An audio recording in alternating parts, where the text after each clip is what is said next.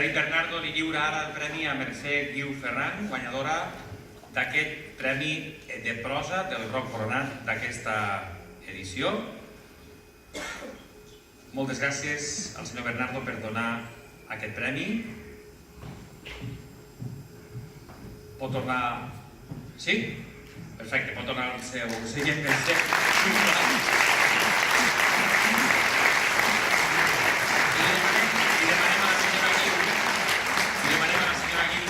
Si pot apropar-se al micròfon per fer el seu parlament.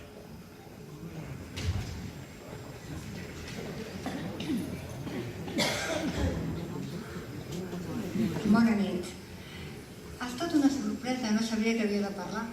Però bé, així se'm sortirà tot el cor directament. Estic molt contenta de rebre aquest premi, molt contenta de compartir-ho amb tots vosaltres en la meva casa, que és la 11, i amb totes les altres persones que han vingut avui a compartir aquests moments. El títol del meu conte, El millor de cada vida, vol reflectir això. Tots, a la nostra vida, tenim llums i foscors. Tots tenim moltes capacitats. Només cal tirar endavant, saber-ho veure, saber mirar i aconseguir els nostres propòsits. Cada persona té una vida com a filla, com a mare, com a parella. En cada una d'aquestes vides hi trobarem coses molt importants. A vegades petites coses, i són aquestes petites coses que hem de saber apreciar, perquè la nostra vida depèn de bons moments i de bons instants. I saber-ho aprofitar és un aprenentatge vital, que des de Lluís Braille o des de moltes altres persones, des de l'Ignasi Terraza, moltes altres persones amb el seu testimoniatge, amb la seva trajectòria vital i professional ens han donat exemple. Volia donar-vos les gràcies a tots i pensar que tots i totes, en les nostres capacitats diverses, mai incapacitats, som capaços de trobar moltes llums, moltes brillantors a les nostres moltes i diferents vides. Gràcies.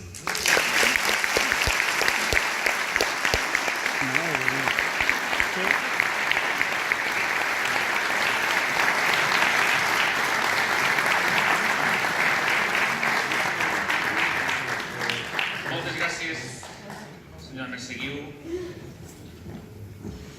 Ara sí, ha arribat el moment de fer el lliurament del Premi de Novel·la d'aquesta 21a edició dels Premis Roc Coronat. El premi està dotat amb 6.000 euros i una escultura i comporta també la publicació de l'obra amb l'editorial Som Ara Llibres del segell Amsterdam. En el segell Amsterdam, perdó. El jurat ha valorat l'obra premiada, una novel·la d'intriga amb una certa nostàlgia, ambientada a París, i ens parla d'ideals, de somnis, de joventut, del sentit de la vida, amb una polifonia de veus, i el guanyador o guanyadora és... Anava a estibar una pàgina del guió, però soc una mena de ràdio per fer el soroll, però si estivo el guió, però sense... És guanyador i és Rafael Vallbona amb l'obra presentada amb el títol Passatges en penombra i serà publicada amb Els bons dies.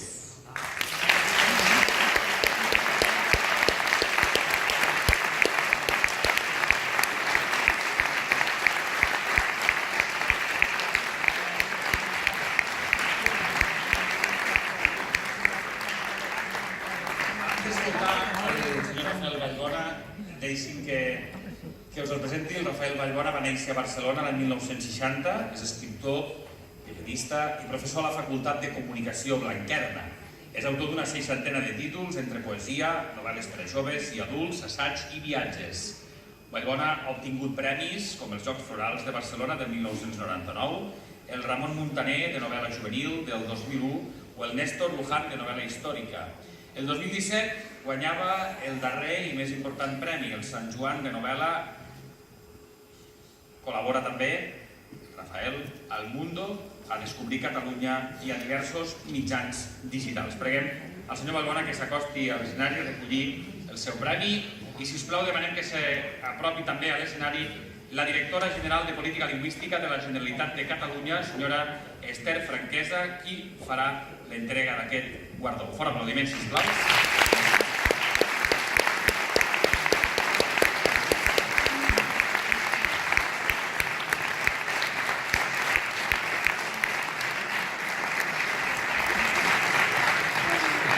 Senyora Franquesa, directora general de Política Lingüística de la Generalitat, li lliura ara el guardó al senyor Rafael Vallbona. Preguem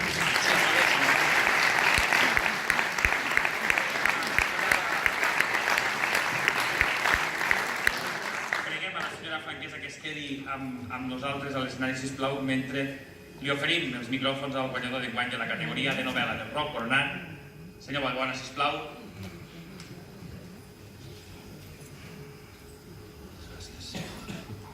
Deixeu-me posar això aquí.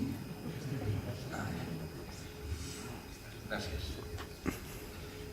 Bona tarda a tothom, autoritats i totes les persones que heu volgut venir aquí a celebrar la festa de la literatura, que és la festa de la vida.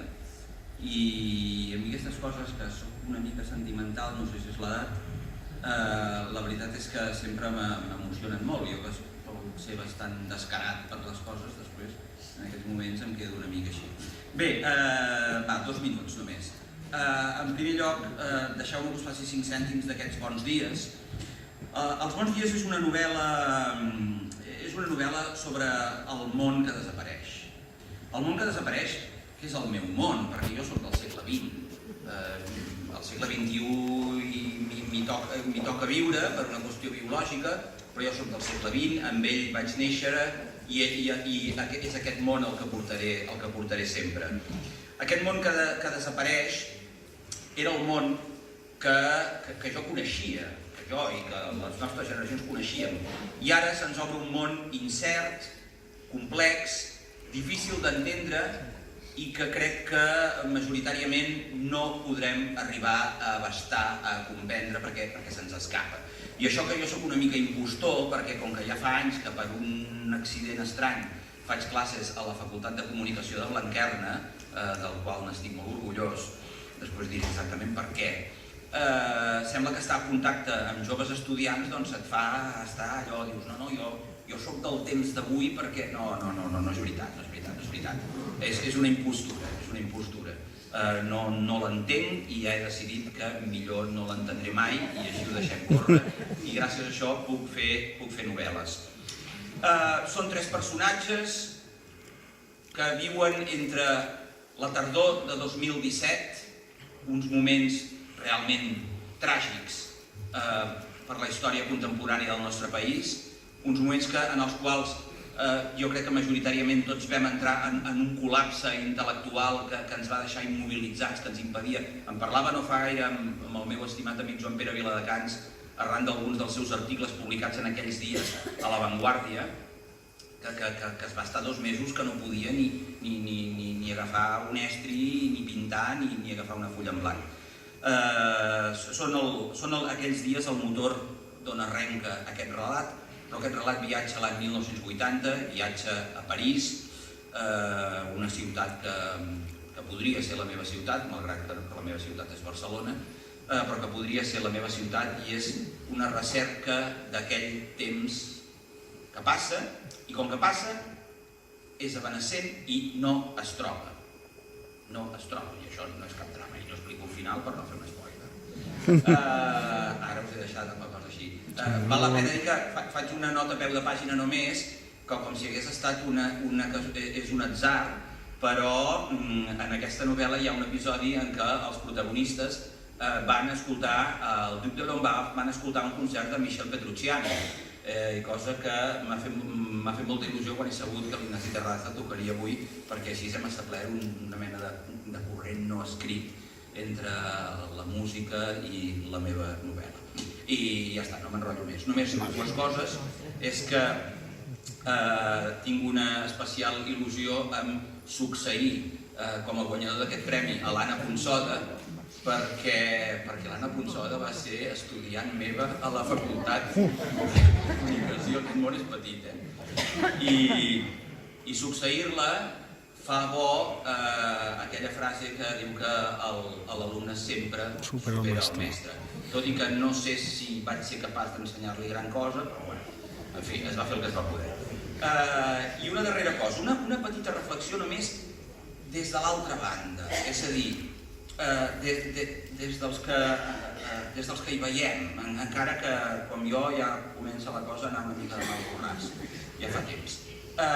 Escolteu-me, la ONCE no només ens ha ensenyat moltíssimes coses sobre els valors, sobre l'economia social i sobre tot aquell decàleg llarg que deia abans l'Enric, ens ha ensenyat una altra cosa, que és a no tenir por si mai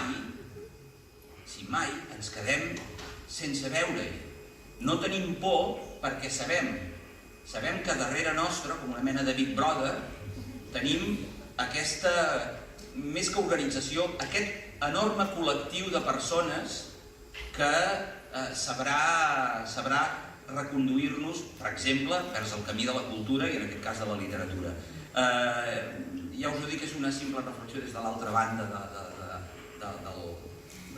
de l'escenari, però que hi he estat pensant al llarg de tot el dia d'avui i la veritat és que encara fa més intensa i més valuosa aquesta relació que avui de manera he oficialitzat sent el guanyador del 21è Premi Rembrandt amb la ONCE, però que això ve de molt antic, dels cupons, aquells quadradets que l'àvia comprava al venedor del mercat de la Baceria, i gràcies als premis que guanyava havíem menjat més d'una vegada i més de dues. Moltíssimes gràcies a tothom.